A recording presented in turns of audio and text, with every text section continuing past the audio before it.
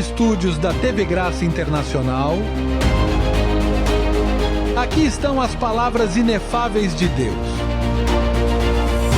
O Evangelho da Graça, nos lábios de Jesus Cristo, homem. Abba, Pai.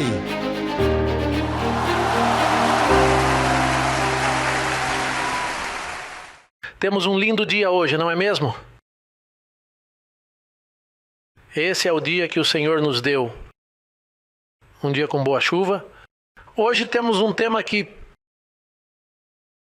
é sobre o serviço dos anjos. O tema é ativando o teu anjo. Não são todos esses espíritos ministradores? Um espírito ministrador é um espírito que está desejando. É como se você ministrasse em um lugar e eles não o deixassem fazer isso, porque você fica deprimido por não poder ministrar. Então, imagino que esses espíritos, quando não veem as pessoas, se preparam para ministrar a elas, pois não ministram a todos. Número 1, se você não serve ao Senhor por meio do evangelho da incircuncisão, eles não servem a você. Você mesmo leva a salvação. Agora, quando você entra no verdadeiro evangelho e se coloca onde deve ser colocado como um ministro competente dessa aliança, é aí que o serviço angelical começa. E já lemos Hebreus 1,14, que diz: não são todos esses espíritos ministradores colocados a serviço dos herdeiros da salvação? Esse é o primeiro versículo que eu acho que sempre usamos para mostrar o serviço angelical. Mas há outros versículos também. Por exemplo, gostaria de enfatizar que os anjos trabalham fora de você. Fora de você, sua mente trabalha para suas necessidades físicas. Com sua mente você confessa e ativa essa saúde e células do seu corpo para ser saudável. Agora, fora de você, não há nada que possa fazer. Há os anjos que estão a seu serviço, protegendo-o, cuidando de você, evitando acidentes. Uma proteção. A única coisa é que existe um dever nosso, mas eu queria ler em Atos 27, versículo 23, olha esse detalhe. Atos, livro histórico. Quando Paulo começou, a partir dali, ele teve algumas experiências enriquecedoras para a sua vida. Capítulo de Atos, vejam só, versículo 23. Ele estava em um navio e o navio estava com problemas. E a tempestade que estava em alto mar era muito forte.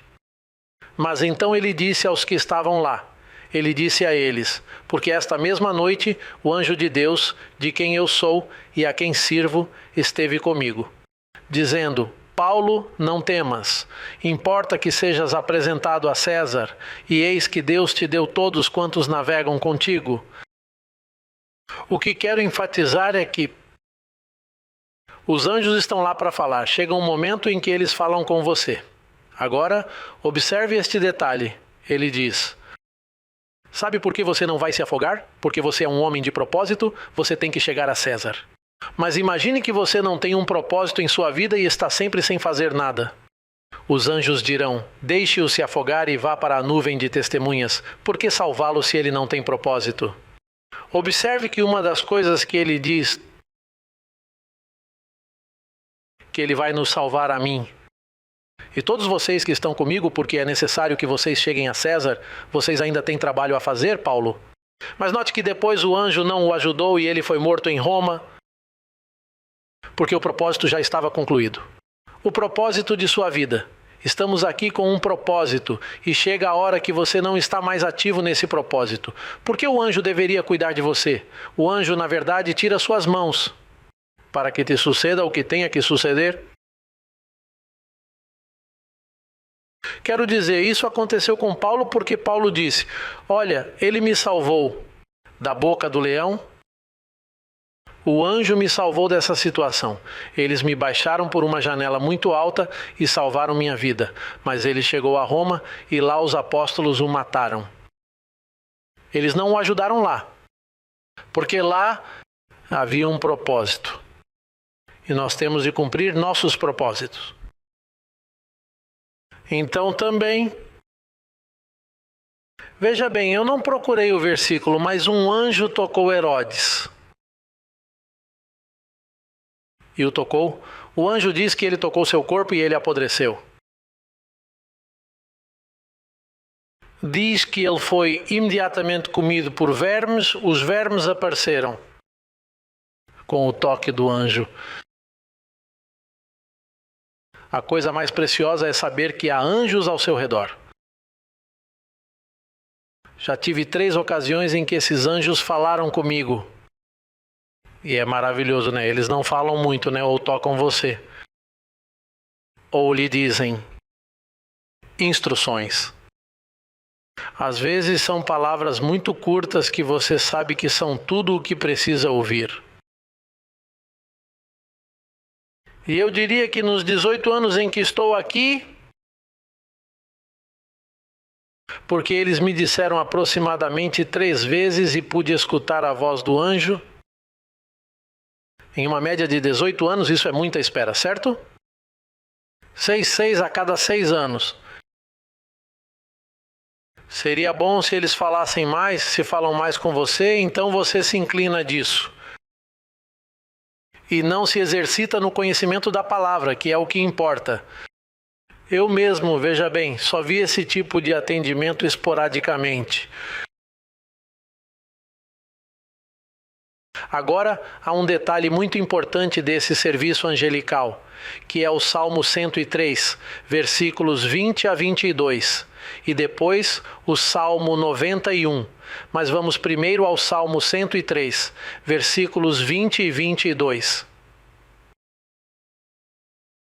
Ele diz: bendizei ao Senhor todos os seus anjos, vós que excedeis em força, que guardais o quê?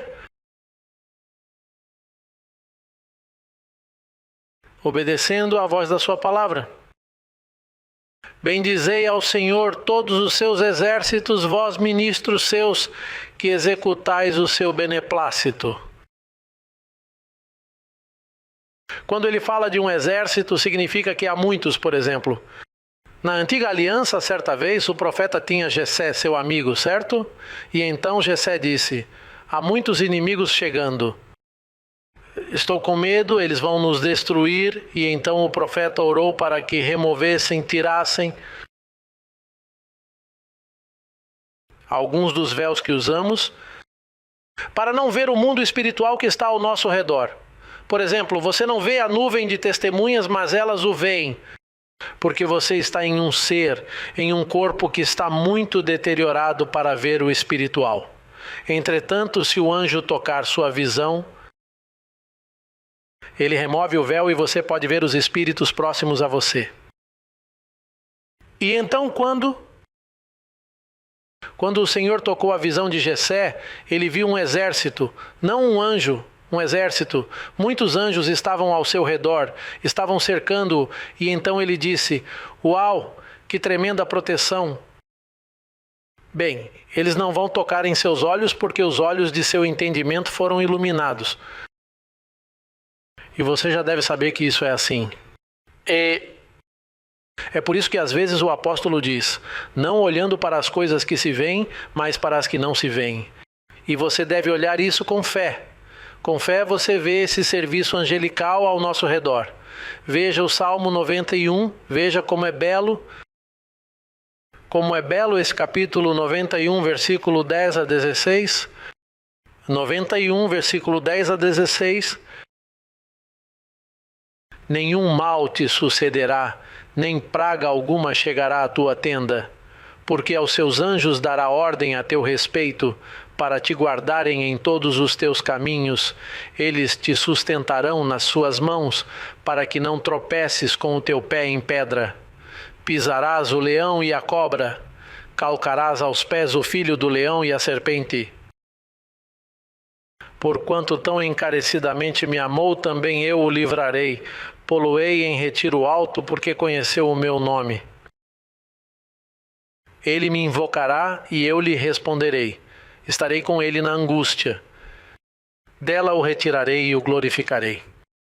Fartá-lo-ei com longura de dias e lhe mostrarei a minha salvação. Fartá-lo-ei com longura de dias. Você sabe o que é isso, não sabe? Uma vida longa em cura. Porque se você estiver doente, isso não sacia.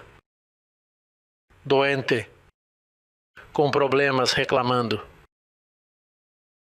E isso não é bom. Vida longa é você estar bem, aproveitar o dia. Que você seja curado. Já experimentei muitas curas em minha vida. A única coisa é que essa cura, não sei até que ponto os anjos intervêm aí, porque há um dever meu com minha vida física.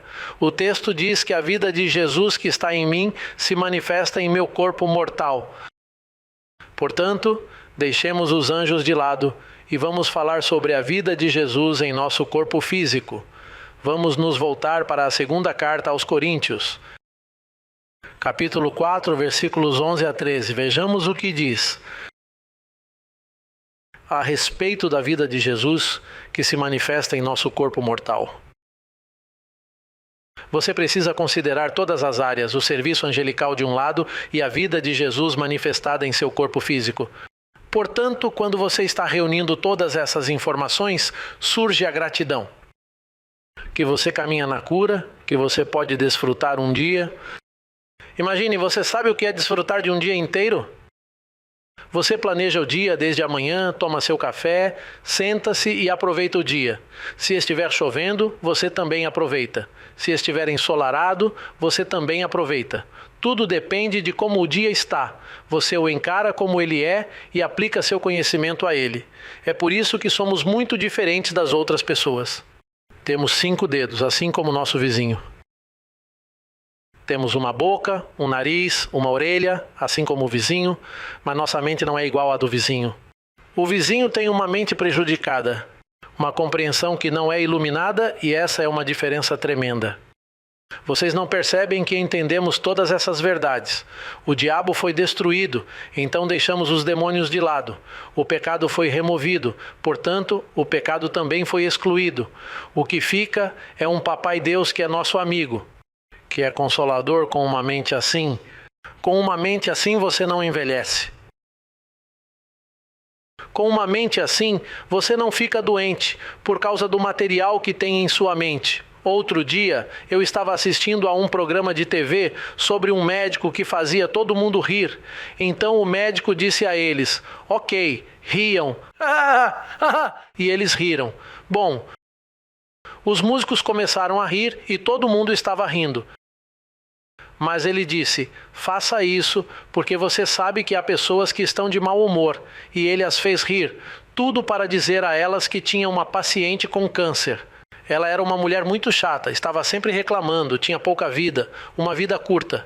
E quando uma pessoa está doente, ela sempre começa a tornar a vida miserável para os outros e para si mesma. Porque com câncer. Mas o que aconteceu? Parece que essa paciente entrou em uma jornada e se tornou positiva. E então começou a ficar feliz com coisas com as quais não estava feliz antes. E quando foi ao médico, notou uma melhora. Então ele perguntou a ela: que mudanças você fez em sua vida? Está tomando algum medicamento? Não. O fato é que ultimamente tenho me sentido muito positiva. E estou muito feliz porque desde então, como não posso fazer mais nada, decidi me divertir em vez de ficar entediado. E parece que isso causou uma mudança nas células do corpo, que o próprio corpo, o que o corpo físico traz, começou a suprir essas deficiências. E a situação melhorou tanto que agora o paciente não vai morrer. E então ele fez todas aquelas pessoas rirem, tentando fazê-las felizes, porque ser feliz é melhor do que ser triste. Você sabe que quando está triste, seu rosto usa muita energia. usa milhões de energias para você estar triste e usa muito menos quando você está feliz. Portanto, o corpo fica mais jovem, você reclama menos. O corpo tem um suprimento. Lembre-se de que somos sua criação. Portanto, esse corpo vem com alguns nutrientes e algumas provisões que o próprio corpo cura. Quando você faz uma confissão positiva, o Evangelho da Graça, não qualquer palavra. Porque há igrejas por aí que confessam a palavra, mas não são curadas e ficam entediadas, perturbadas e estão sempre brigando. Mas nós não agimos assim porque somos um povo como nenhum outro povo na face da terra. E com esse conhecimento. Portanto, vocês são abençoados por conhecerem essa palavra. É uma bênção, é um investimento que você fez em sua vida. Salmo 91. Já lemos isso? Não é o 2 Coríntios, desculpe. Capítulo 4, versículos 11 a 13. E assim digamos nós. Explique isso para este momento. Que vivemos, estamos sempre entregues à morte por amor de Jesus. Para que a vida de Jesus se manifeste também na nossa carne mortal. Ei, você está lendo isso? Você sabe o que acontece quando a vida de Jesus se manifesta na carne mortal? O que acontece quando a vida de Jesus que está em você se manifesta? É um passo, porque ela está em você. A ideia é manifestá-la. Por exemplo, quando você tem um cachorro, você o incita a latir para você. Então, a vida de Jesus que está em você, você tem que motivá-la a se manifestar, porque ela está lá. A Bíblia diz que aquele que está unido ao Senhor, um só Espírito está com ele. Isso significa que você está muito próximo de uma vida sobrenatural. Muito próximo. O que a impede são as tribulações da vida cotidiana, a dúvida, a falta de informação, uma série de coisas que acontecem com você e que você está prestes a fazer. Que você está prestes a fazer como sim, como não o impede. Há coisas que estão impedindo isso em sua vida. Que coisas? Você sabe disso? Que você mesmo responde. Muito silêncio. Pai, de maneira que em nós opera a morte, mas em vós a vida. Paulo já está falando sobre isso, não está? E temos, portanto, o mesmo espírito de fé, de acordo com o que é o quê? Onde? No Evangelho, porque se você entrar na lei, a lei não aperfeiçoou nada. Aqueles que dependem das obras da lei estão debaixo da maldição. Vocês que são justificados pela lei caíram da graça. De Cristo vocês se afastaram. Portanto, não se trata de lei. Estamos falando especificamente de Romanos a Hebreus, 14 livros. Internet, veja bem, 14 livros. Isso é o que você precisa para reinar em vida. Não são 66. São 14. E você tem de ser específico. Quero dizer, a menos que esteja reinando. Onde está, se estiver bem, então não me ouça. Agora, se você quiser ser como eu e como a congregação é, então você tem que ouvir, porque se não o fizer, você não vai reinar em vida. O Evangelho da Incircuncisão tem 14 livros. É 14 livros e você tem que defender isso. É só que são 14, não, é tudo a palavra de Deus. Sim, essa era a palavra de Deus para uma aliança, mas agora essa é a palavra de Deus para essa aliança, porque Deus é um Deus de alianças. Não, é só que é de capa a capa. Sim, é de capa a capa. Uma coisa é velha e outra coisa é nova. Disse que um escriba instruído põe as mãos no tesouro e tira coisas velhas e coisas novas. Pois bem, que ele ponha a mão e o rosto também, para que possa tirar as coisas novas e deixar as velhas lá, porque isso não está indo bem. Não, não precisa ser assim. Não, espere, vou colocar minha mão e meu rosto também.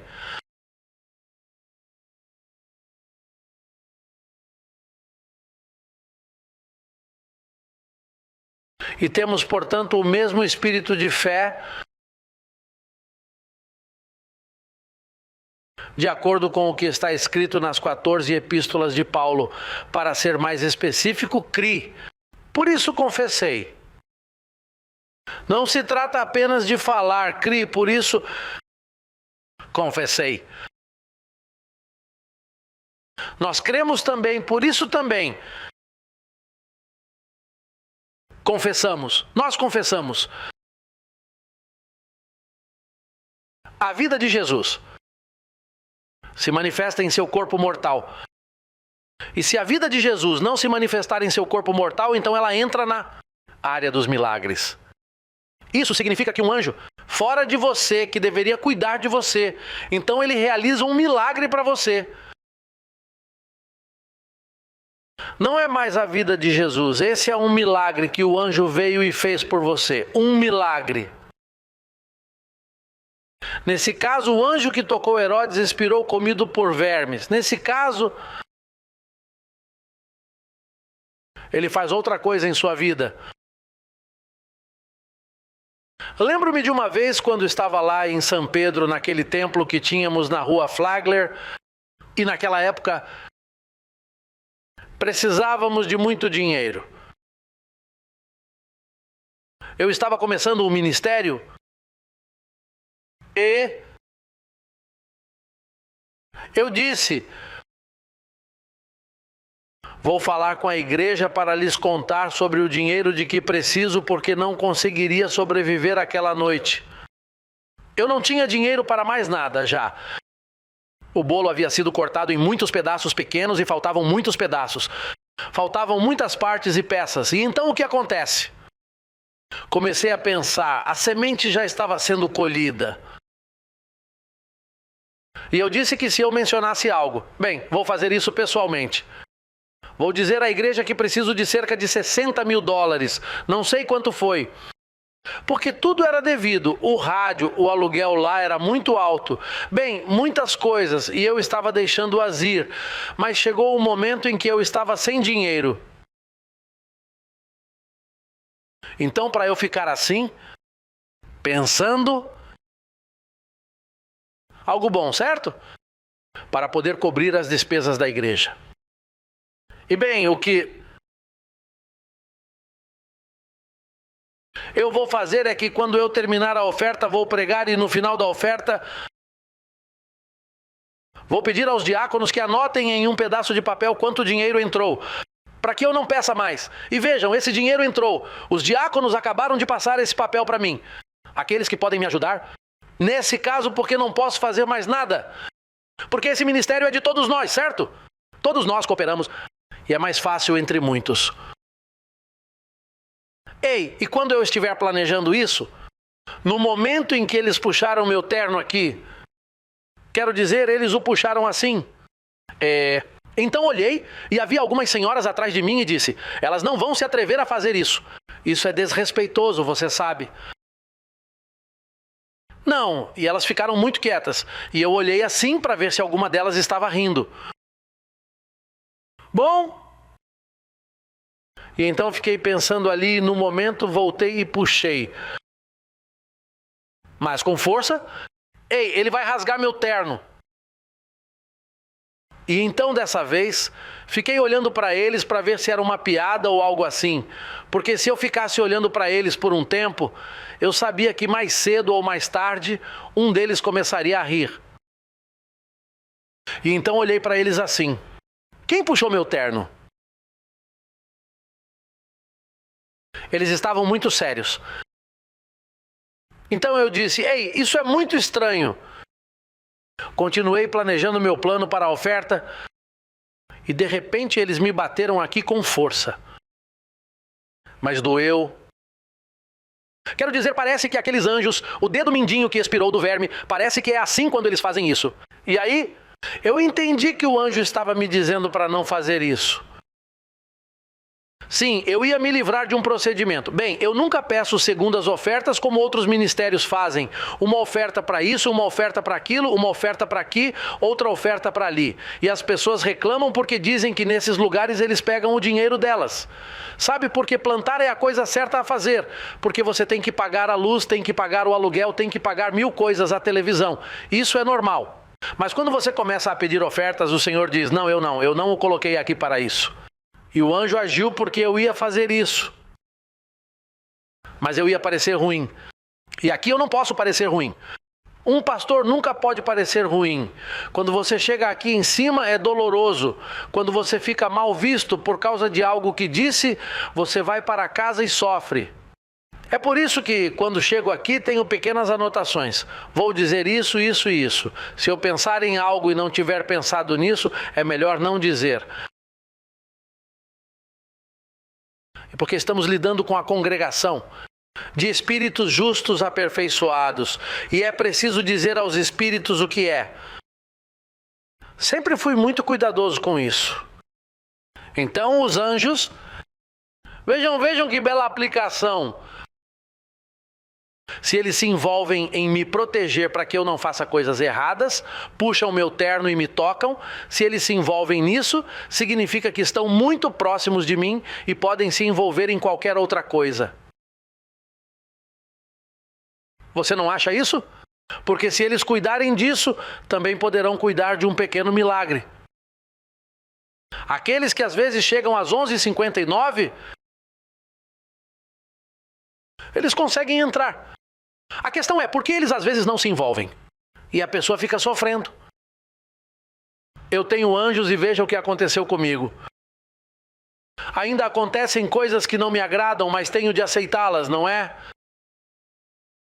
Há situações que, como seres humanos, como estou em um corpo de barro, bem, às vezes há situações que eu não gostaria que acontecessem comigo, mas elas aconteceram.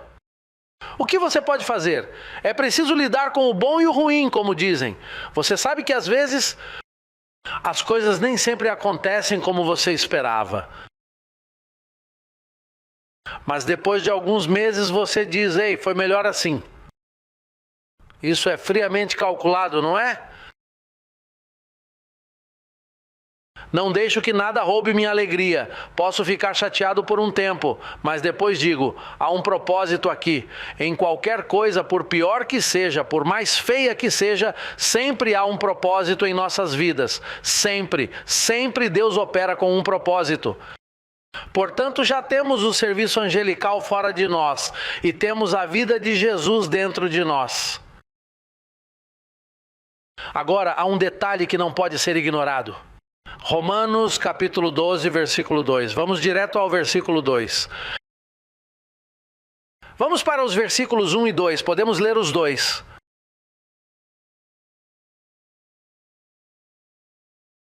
Porque é aqui que a ativação desses dois depende do que vamos ler agora.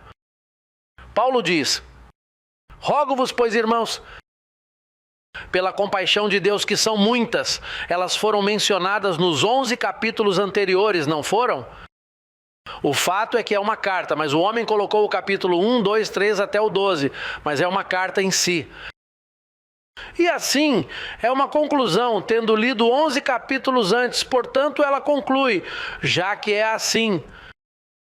Rogo-vos, pois, irmãos, pela compaixão de Deus, que já lemos nos 11 capítulos anteriores, que apresenteis os vossos corpos em sacrifício vivo, santo e agradável a Deus, que é o vosso culto racional. Vocês sabem que antes no sistema eu costumava ler e dizer sacrifício vivo, jejum e oração. Sacrifício vivo. Não vá ao cinema. Não assistam muita televisão, é um sacrifício vivo. Mas para chegar a esse sacrifício vivo, você tem que ler o versículo 2, que é a sequência disso. Dê uma olhada no versículo 2. E não sede conformados com este século. Em outras palavras, não se deixem formar pelas coisas deste mundo, mas sede transformados pela renovação do vosso entendimento, para que experimenteis qual seja a boa, agradável e perfeita vontade de Deus. Agora, observe o que está escrito ali. Segure esse versículo bem aqui. Observem o que está escrito ali. Ele diz: um pouco mais. Coloque-o aqui. É isso mesmo. Não sede conformados com este século, mas sede transformados. Ei, sejam transformados. Você sabe quantas pessoas vão às igrejas com o objetivo de transformar suas vidas? Aquele que tem um vício nisso quer ser transformado. Aquele que tem maus hábitos nisso quer ser transformado. Aquele que tem complexos quer ser transformado. Aquele que tem uma doença quer ser transformado. As pessoas estão buscando transformação hoje em dia. É por isso que elas vão às igrejas. É por isso que vão a parapsicólogos. É por isso que pagam por palestras que as pessoas dão em diferentes lugares. É por isso que praticam yoga e meditação. Eles leem seus signos estelares todos os dias porque querem se transformar. O mundo está procurando por algo. Todo mundo quer melhorar a sua vida. Todos querem ser melhores no que são. Porque é necessário. Este corpo está pedindo isso. Este mundo está pedindo isso. Você quer melhorar a si mesmo. O que acontece é que as pessoas querem melhorar, mas não prestam atenção aos meios de como melhorar. E ele diz: olhe, não sede conformados com este século. Ele já está lhe dizendo que ele não está aqui. Mas sede transformados é muito difícil mudar. Ninguém muda, o corpo é o mesmo, mas as atitudes podem melhorar. Ele diz: transformem-se. Existe uma maneira. Pela renovação do vosso entendimento. E isso lhe dá a entender que a palavra renovar significa voltar. Porque ele não diz a você por meio de um conhecimento, não. Pela renovação do vosso entendimento. Isso significa que o entendimento que você tinha no espírito antes. Mas quando você se revestiu da carne, ele se deteriorou e você recebeu a ordem de renová-lo, como quando um prédio é danificado. E ele é reformado. Portanto, se você quer transformação, precisa fazer uma renovação. Para quê? Para que você possa ver qual é a boa vontade de Deus, que é agradável e perfeita. Ela é agradável e perfeita. Você sabe o que é agradável? Como quando você come algo fresco e você diz: ei, essa carne estava fresca, a alface estava fresca, a salada estava boa e fresca, não estava? Você achou que estava boa. Ou quando você experimenta uma bebida muito boa e a acha boa? Falo assim de propósito para ver se isso refresca a mente dos religiosos. Ou quando você está trabalhando no quintal a tarde toda, está suando e de repente aparece uma cerveja gelada. Veja bem, eu não gosto de cerveja, mas me dê uma.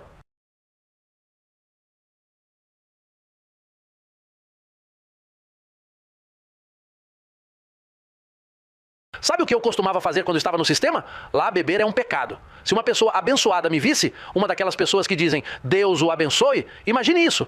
Bem, o que eu costumava fazer era tomar um pouco de cerveja às escondidas. Mas eu dizia: Pai, perdoe-me, não tire seu Espírito Santo. Mas o que eu costumava fazer era ir e beber a cerveja às escondidas. Você sabe, às escondidas. Eu gostava, mas às escondidas.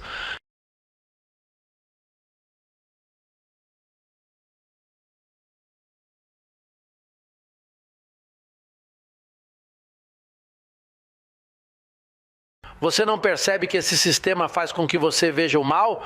É assim que é. Nesse sistema você tem uma compreensão embotada. Sabe, eu lhe digo, você tem que estar muito danificado aqui para visitar uma dessas igrejas. Ela não renova você. Eles fazem um monte de coisas com você, fazem seminários com você, mas não renovam sua mente. E Paulo diz: agora servimos a Deus com a mente. Então, se você serve a Deus com a mente, mas ele não a renova, que serviço você está prestando a Deus com essa mente? Aleluia! Essa não é uma mente renovada. E me lembrei da piada. A piada de uma igreja que eles estavam em um reavivamento e havia uma espécie de gritaria e um bêbado passou de longe e disse: ouça como eles estão gritando ali. Então o bêbado, porque estava muito bêbado, se aproximou e disse: ei, o que está acontecendo aqui? Ei, você não pode entrar porque está bêbado. Mas o que está acontecendo? Por que há tanta gritaria? O que está acontecendo é que o Senhor está operando milagres. E então o bêbado diz: ei, mas eles não anestesiam essas pessoas? Porque eles gritam tanto que parecem estar sofrendo com a operação. Não há anestesia. o Senhor está operando sem anestesia.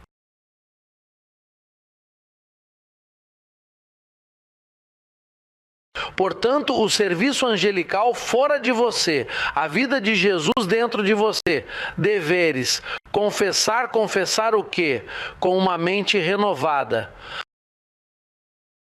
Você sabe que foi predestinado desde antes da fundação do mundo, que você é um tesouro em um vaso de barro, que seu início aqui foi na carne, mas seu espírito vem de antes da fundação do mundo, quando os filhos de Deus se alegraram junto com ele. Uma mente renovada, uma mente que sabe que você é abençoado, que você não é qualquer um, que você é uma pessoa com quem se pode contar, que você merece respeito porque é uma pessoa assim. Mente renovada, digamos, estou renovado e estou me renovando ainda mais. Vamos nos levantar e cumprimentar a pessoa ao seu lado. Diga algo agradável para ele. Diga o que vier à sua mente, mas com uma mente renovada.